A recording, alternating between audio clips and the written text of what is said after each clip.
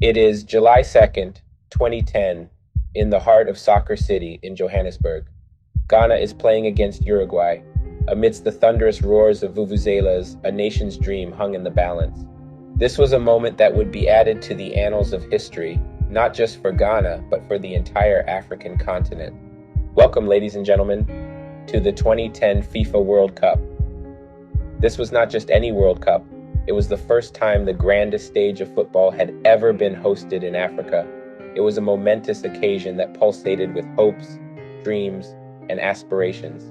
For Ghana, a nation full of talent, resilience, and an unwavering spirit, this was their moment to shine. They carried the weight of an entire continent on their shoulders, hoping to carve their own path through history.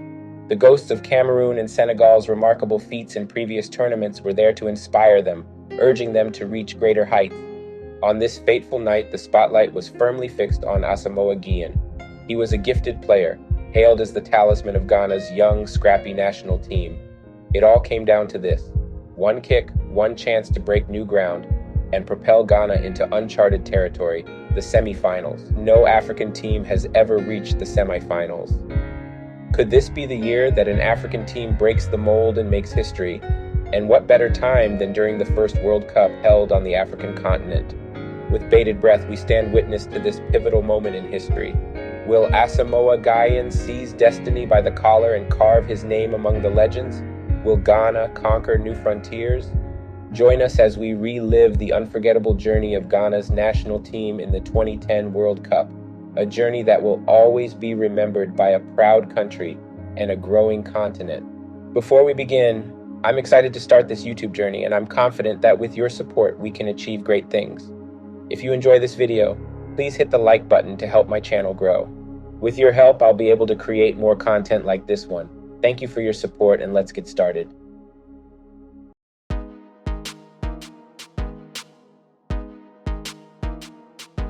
Picture this: a nation embarking on an audacious journey, pitted against the odds, battling allegations of bribery, and facing fierce competition.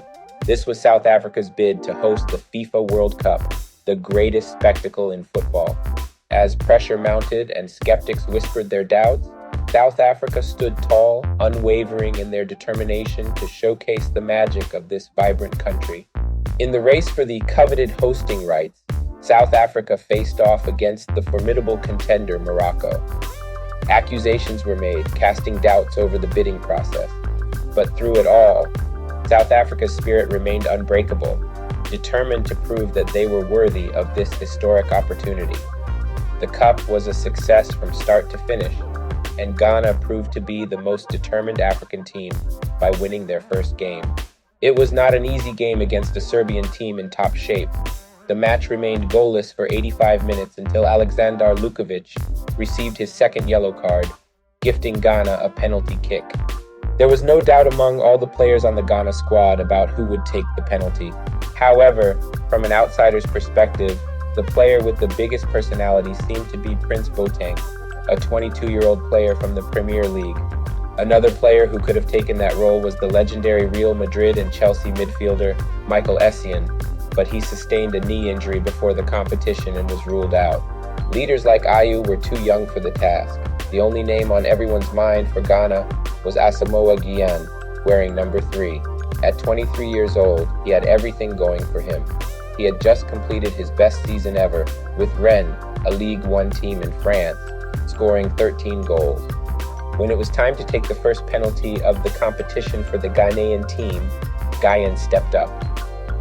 In the 85th minute of the game against Serbia, Ghana scored, resulting in a 1-0 victory. This was their first win of the competition. The next game promised to be a challenge. Australia was looking to prove once and for all that they belong at the highest level. The game began in their favor with an early goal by Brett Holman in the 11th minute. Luck struck again for Ghana, and Australia received a red card and gifted another penalty to the young African team. Once again, Gyan answered without hesitation and scored, making it 2 goals in 2 games. The match ended in a 1-1 draw. With this result, Ghana now has 4 points and only needs to avoid a heavy defeat in their last game to secure their spot in the next stage. In 2006, Ghana advanced to the next round of the tournament, raising expectations for their last game. The game was played at the impressive Soccer City Stadium in Johannesburg, which had an attendance of 83,000 people. It was also a momentous occasion for Prince Boateng, who had the opportunity to play against his brother, who chose to represent Germany. However, the stage was too big and the light too bright for the young Ghanaian team. They couldn't compete with Germany and ended up losing 1-0 to a goal from Mesut Ozil in the 60th minute. After finishing second in their group with 4 points, the Ghanaian team faced the USA in the next round of the competition. This was the second time these two teams had faced each other in the World Cup. The last time was in 2006, when Ghana got away with a 2-1 victory. The team felt confident they could repeat that result. Only 5 minutes into the game, Prince Boateng found the back of the net, putting Ghana up 1-0. The American team remained hopeful throughout the game, and their best player, Landon Donovan, was able to score a penalty in the 62nd minute, tying the score at 1-1. After a long fight in which both teams had chances to win, Ghana came out on top with a goal by Ghanaian in the last minutes of the game. The 23-year-old boy from Accra dominated the entire competition, proving it again that night.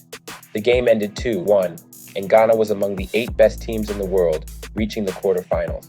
At that stage of the 2010 World Cup, no other African team had reached the quarterfinals. Côte d'Ivoire, Nigeria, Cameroon, and South Africa were all eliminated. All eyes would now be on this incredible Ghana team for the rest of the competition. And finally, we have reached the game that we started this video with. On July 2nd, 2010, in front of 80,000 fans, Ghana faced a historic opportunity. If they won, they would become the 3rd African team to reach the top 4 of the competition. If they lost, they would forever wonder if they would ever reach this stage again. Uruguay, on the other hand, had already won and hosted the cup. Confidence was clearly on their side. The game started off difficult, with neither team able to take control. However, in the last few minutes of the first half, Soli Muntari scored an important goal. Goals scored before halftime have a tendency to demoralize the losing team, and the hope was that Uruguay would lose its confidence. Unfortunately, the Latin American team came back even stronger in the second half. Ghana finally conceded a goal from Diego Forlan in the 65th minute. The match was even until the final minutes of regular time. Nothing happened during the extra time until the 120th minute, literally the last minute of the game, when this incident occurred. This foul will be remembered as one of the most unfair moments in sports. The ball was clearly going into the goal, but Suarez decided to cheat in order to give his team another chance.